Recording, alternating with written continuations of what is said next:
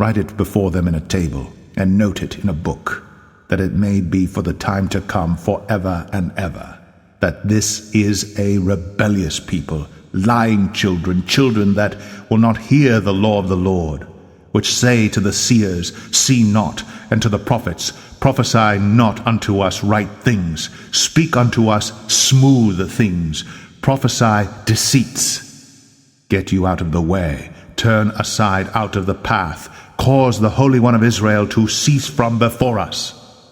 Wherefore thus saith the Holy One of Israel, Because ye despise this word, and trust in oppression and perverseness, and stay thereon, therefore this iniquity shall be to you as a breach ready to fall, swelling out in a high wall, whose breaking cometh suddenly, at an instant.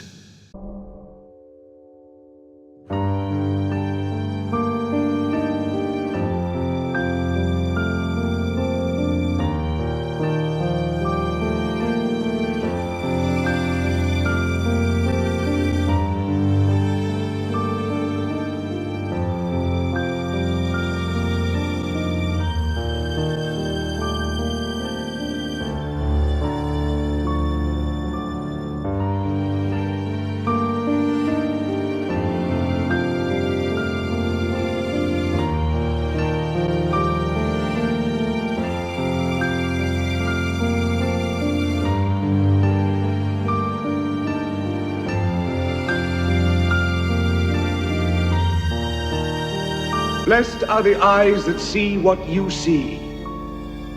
For I tell you, many kings and prophets have desired to see what you see, and have not seen it, to hear what you hear, and have not heard it.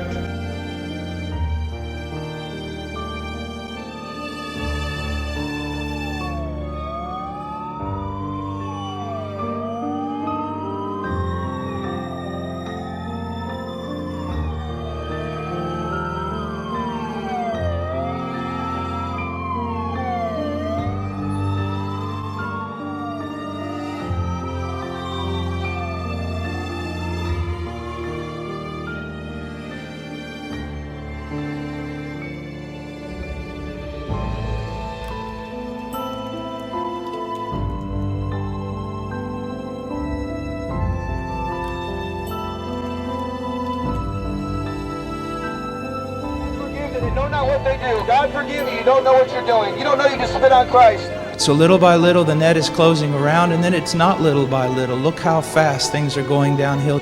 And ye shall be hated of all men for my name's sake.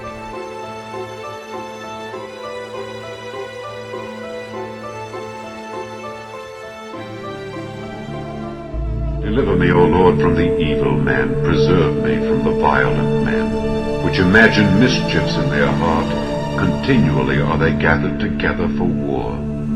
They have sharpened their tongues like a serpent. Adder's poison is under their lips. Keep me, O Lord, from the hands of the wicked. Preserve me from the violent men, who have purposed to overthrow my goings. The proud have hid a snare for me, and cords. They have spread a net by the wayside. They have set gins for me. I said unto the Lord, Thou art my God. Hear the voice of my supplications, O Lord. O God, the Lord, the strength of my salvation, Thou hast covered my head in the day of battle. Grant not, O Lord, the desires of the wicked. Further not his wicked device, lest they exalt themselves. As for the head of those that compass me about, let the mischief of their own lips cover them. Let burning coals fall upon them. Let them be cast into the fire, into deep pits, that they rise not up again. Let not an evil speaker be established in the earth. Evil shall hunt the violent man to overthrow him. I know that the Lord will maintain the cause of the afflicted and the right of the poor. Surely the righteous shall give thanks unto thy name. The upright shall dwell in thy presence. And there shall be famines and pestilences and earthquakes in diverse places. This is a sign that we are living in the last days. We are just around the corner. Very soon, we are going to see the King. Very soon. It's right around the door. All the signs that I mentioned are already here. It's already here.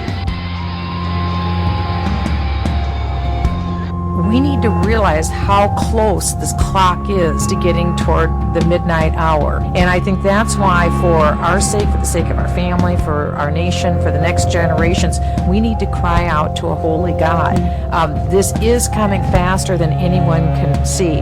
I know I worked very hard on the Intelligence Committee to try and keep up with what was happening in the world. It got to such a crescendo, I could hardly keep up with it anymore.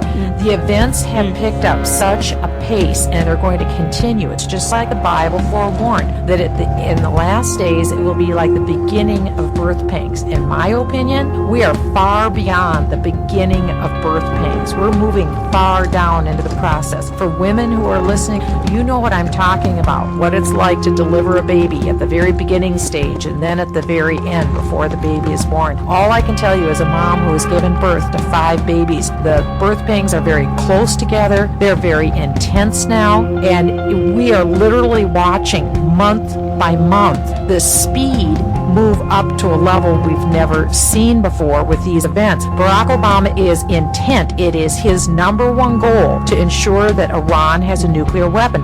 Why? Why would you put the nuclear weapon in the hands of madmen who are Islamic radicals who believe it's their religious duty to bomb Israel and to bomb the United States? That is where we're headed right now. And that's why the best thing that we can do is have churches and pastors explain our times. Believers need to get our lives right with God, and then we intercede. We intercede and intercede, and then not despair, but rejoice that we get to be living in the most exciting time in history. Prophets said we look to the future. We long to see those days and live in those days. Why? Because it's the return of a soon and coming King. Jesus Christ is coming back. We, in our lifetimes, potentially could see Jesus Christ returning to earth. This is one of the most exciting times in history. We need to be exactly watching the tenor of the times, be observing, and look up. Our redemption draweth nigh. These are wonderful times, but we see the destruction. But this is the destruction that was foretold.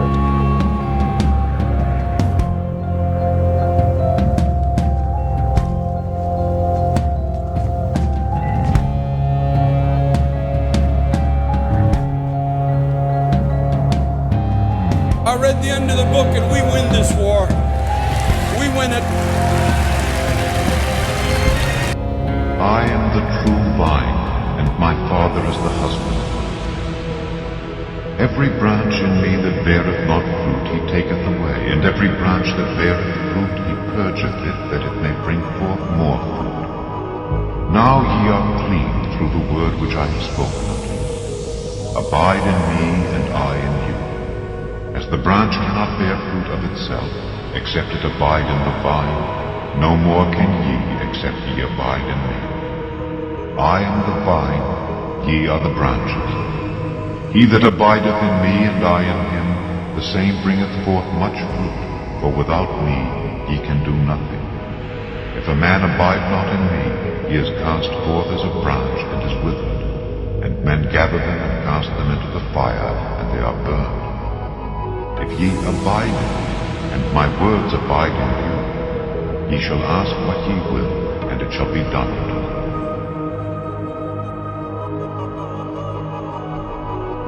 Herein is my Father glorified, that ye bear much fruit, so shall ye be my disciples. As the Father hath loved me, so have I loved you. Continue ye in my love. If ye keep my commandments, ye shall abide in my love, even as I have kept my Father's commandments, and abide in his love. These things have I spoken unto you, that my joy might remain in you, and that your joy might be full. This is my commandment, that ye love one another, as I have loved you.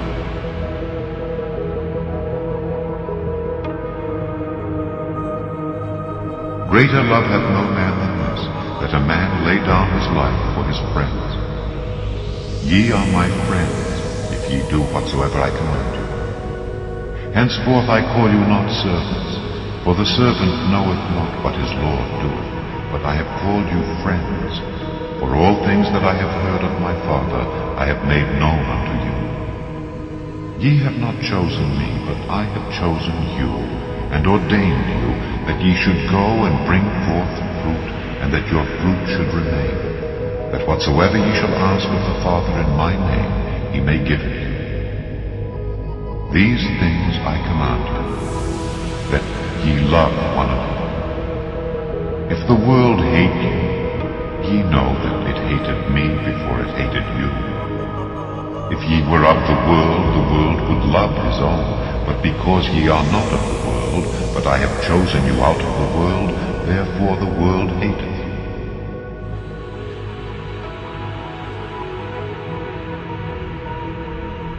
Remember the word that I said unto you, the servant is not greater than his Lord. If they have persecuted me, they will also persecute you. If they have kept my saying, they will keep yours also. But all these things will they do unto you for my name's sake, because they know not him that sent me. If I had not come and spoken unto them, they had not had sin. But now they have no cloak for their sin. He that hateth me hateth my Father also. If I had not done among them the works which none other man did, they had not had sin. But now have they both seen and hated both me and my Father. But this cometh to pass, that the word might be fulfilled that is written in their law, they hated me without a cause. But when the Comforter is come, whom I will send unto you from the Father, even the Spirit of truth which proceedeth from the Father, he shall testify of me. And ye also shall bear witness, because ye have been with me from the beginning.